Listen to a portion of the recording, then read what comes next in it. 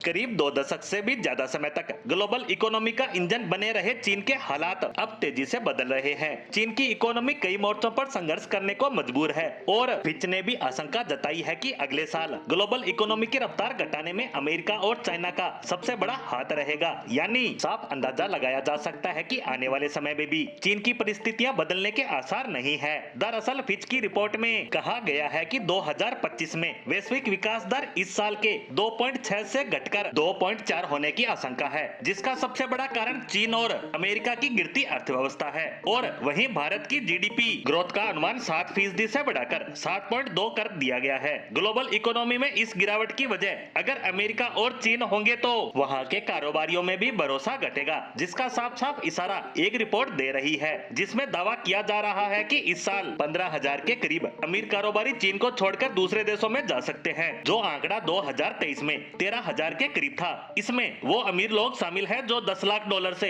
ज्यादा नेटवर्थ वाले कारोबारी हैं। इस साल चीन छोड़ने वाले अमीरों की सबसे बड़ी वजह वहां की इकोनॉमी को लेकर बढ़ती अनिश्चितता है। वहीं अमेरिका और पश्चिमी देशों के साथ भी चीन का तनाव लगातार चरम पर है। इन्वेस्टमेंट माइग्रेशन फर्म हेनली एम पार्टनर्स की रिपोर्ट में दावा किया जा रहा है कि चीन छोड़ने वाले ज्यादातर लोगों का नया बसेरा अमेरिका है। इसके साथ साथ चीन के रईस और मिडिल क्लास लोगों ने जापान के बारे में पूछताछ बढ़ा दी है, क्योंकि वहाँ की जीवन शैली बेहतरीन मानी जाती है और ये दुनिया के सबसे सुरक्षित देशों में भी शामिल है। परंपरागत रूप से चीन के अमीर सिंगापुर जाना ज्यादा पसंद करते हैं, क्योंकि वहाँ की संस्कृति और भाषा चीन से मिलती है। और वहीं हाल ही के वर्षों में सिंगापुर ने भी चीन से आ रहे लोगों की जांच पड़ताल बढ़ा दी है। रिपोर्ट में कहा गया है कि ये तो बता पाना मुश्किल है कि चीन से जाने वाले लोग अपने साथ कितना पैसा लेकर गए हैं, लेकिन पिछले साल देश छोड़ने वाले अमीरों की नेटवर्थ 3 करोड़ डॉलर से 1 अरब डॉलर होने का अनुमान है। वहीं चीन की इकोनॉमी पहले से ही संघर्ष कर रही है और इतनी बड़ी संख्या में अमीरों के देश छोड़कर जाने से